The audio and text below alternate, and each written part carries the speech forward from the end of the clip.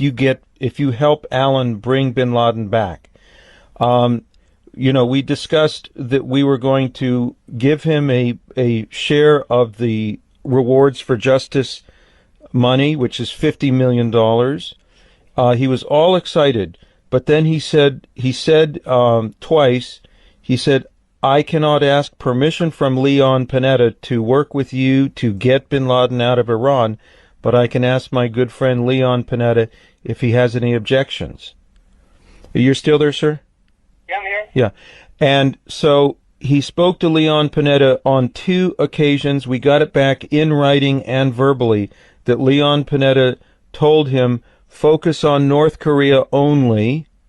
And in the second conversation, he said, do not pursue bin Laden in Iran. Now, I'm sure of that. Yeah. Now, I have had daily discussions and negotiations with the highest level of the Iranian government. It's been supervised by my attorney so that I'm not breaking the federal laws on subverting the policies of the U.S. State Department. I have had 88 pages of correspondence translated and delivered directly to President Ahmadinejad. In this correspondence, I am analyzing and discussing 6 scenarios for bin Laden's transfer to U.S. custody. I'm discussing 5 concessions from the United States and analyzing them. We have proof that Ahmadinejad's received the material. There is one man at the United Nations who's been designated in the Iranian mission to the UN to deal with me exclusively. I'm putting together a bipartisan coalition to go to Iran to discuss bin Laden's transfer to the United States. Well, you'll never have that happen because our government won't let that happen. You were very astute. Yesterday I had a conference call with Senator Susan Collins' people, and it included Brandon Milhorn, who's on the Senate Homeland Security and Government Affairs Committee, also Robert Strayer and Molly Wilkinson. My request to Collins is that we get Collins and Lieberman and you to accompany us to the Oval Office to tell the president that this is a ticking time bomb, and if they will not, that he's got to designate you and Susan Collins and Lieberman to negotiate with Iran. And if he will not do so, we will go public about this in a way, because we've now determined without any doubt, I've got the proof, that Hillary Clinton's fingerprints are all over this policy. She has actually inherited the policy from the Bush administration and enlarged the... Hillary Clinton. Oh, Hillary, yeah. There were 3... What's that? I'm going to the airport now to pick up Brian Ettinger, who's one of my partners. Brian is Joe Biden's closest friend, was his first staff director. Wait till I pick him up. I would ask you to call me back. Let me have a conference call with Brian in the car with you. I'm in my car, just myself. And I'll have Brian, he just called me, which means he landed. So I'll have him in the car in 15 minutes. You want me to call you in 15 minutes, sir? Call this number back and you'll be with myself and Brian Ettinger. Okay. Ettinger is Biden's closest friend. He meets with Biden monthly. He was his first legislative director, and he's an attorney. More importantly, Brian is the unpaid chairman of the interagency organized crime task force for the U.S., which he does for Biden, which means he works with all of our agencies. And Biden sends him on secret missions, the most recent of which was to Pakistan, without the State Department involved. Now, you can't mention that while I have Brian on the phone, but I'm telling you that to give you an idea of who he is. Yes, sir. So call me back, and he just called, so he's probably getting off the plane now. Give me 15 minutes and then call back. Very good. I will call you in 15 minutes, and also, sir, privately between us, if we can work out a cooperative agreement, I will share a significant percentage of the rewards for justice. I've always said that. And you know, Alan, let me say this. You told my daughter it was about money. It's really never been about money. You know, I had my daughter's house invaded by the FBI. You've never had that done. They did that to my daughter that you talked to 2 weeks before my election, and they never talked to her. And that intimidation and that threat, I know they've talked to you, but you've never had that done publicly. That was done to me. Yes. My book will be out this year, which is being written by a U.S. attorney, Yes. 23 years, who is Brian Ettinger's best friend, because he wants to bring out the truth, which is going to rock this country to its roots. So that's been my concern all along. The 5-year statute on being able to do anything against me ends this year. I'm a big supporter of you, sir, and I never wanted to offend anybody, and forgive me for calling your daughter.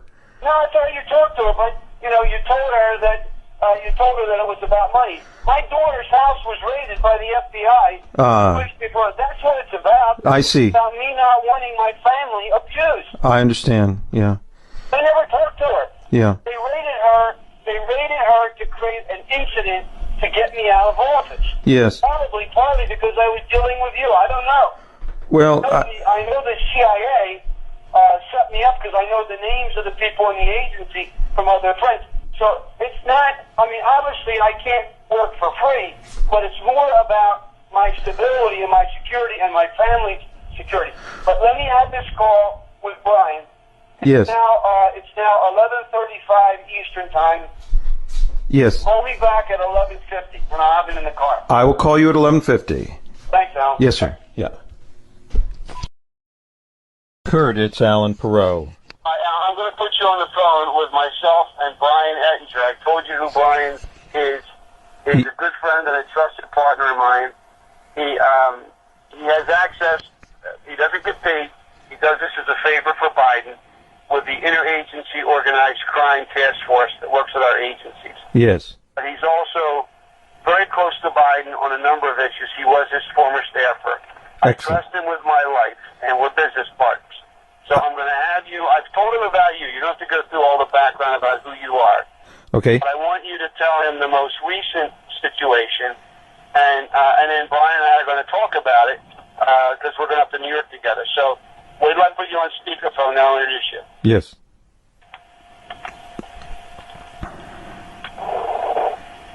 Alan, can you hear me? Yes, sir. Let me put the volume up.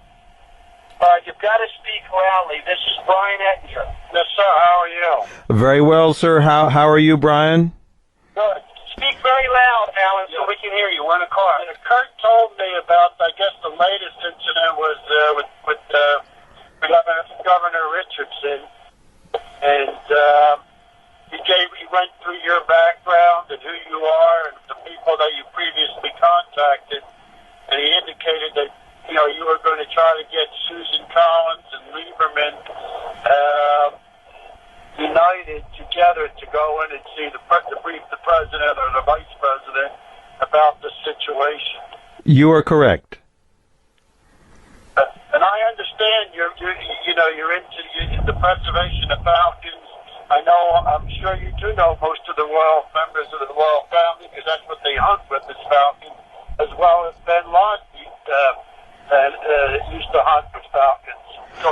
Well, sir, I worked exclusively for President Sheikh Zayed, the late president of the United Arab Emirates. I lived with him and his family for 20 years. I also trained falcons for the Saudi crown prince before he became King Abdullah.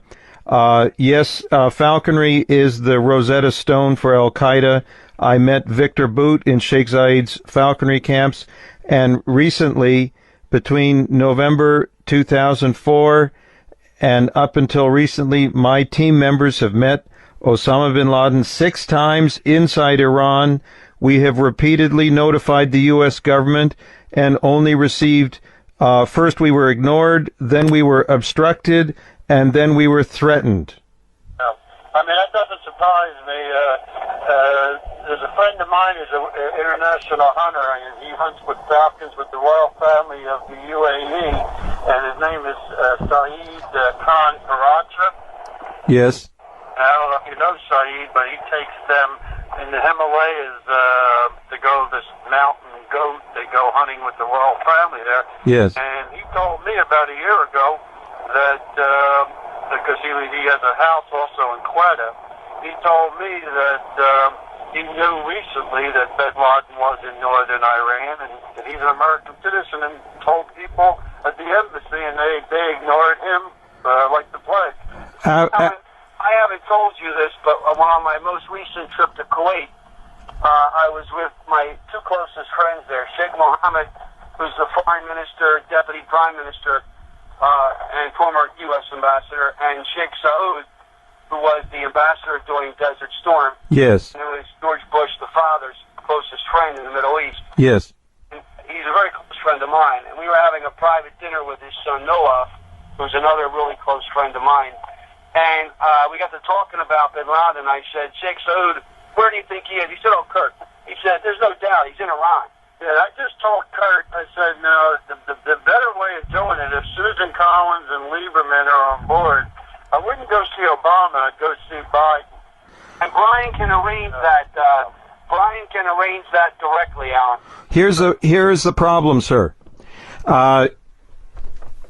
We have identified with documentation 3 mechanisms used by the Bush administration to covertly engineer bin Laden's house arrest inside Iran. We have identified 2 mechanisms used by this administration to continue the legacy. And Hillary Clinton's fingerprints are all over this, and Leon Panetta's fingerprints are all over this. We will have tremendous opposition. But yeah, because I told Kurt today, I said he is being protected by us. We don't really want to get him. We want him under the radar screen because he basically made a deal that he's not going to hit us here in the U.S. Well,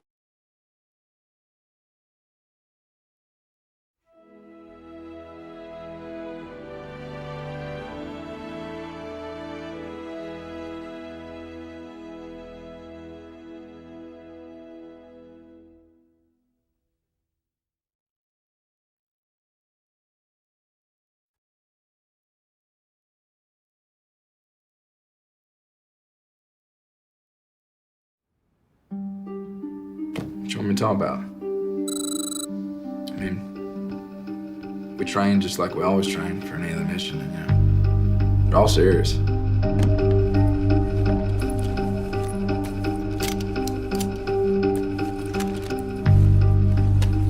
The reason I wanted to join the SEALs was for missions like this. The dream of getting this call.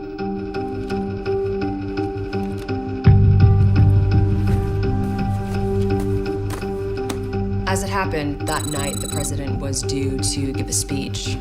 White House Correspondents' Dinner. Room full of journalists.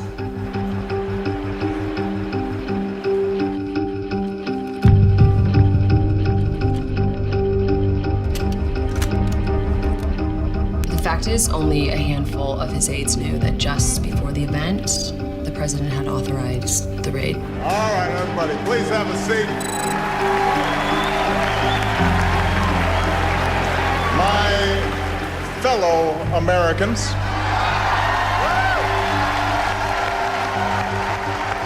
it is wonderful to be here at the White House Correspondents' Dinner. What a week.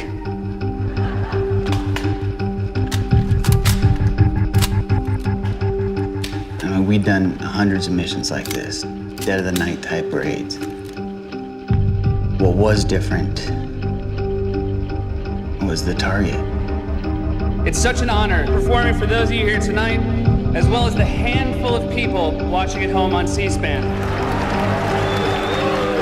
People think bin Laden is hiding in the Hindu Kush, but did you know that every day from 4 to 5 he hosts a show on C-SPAN?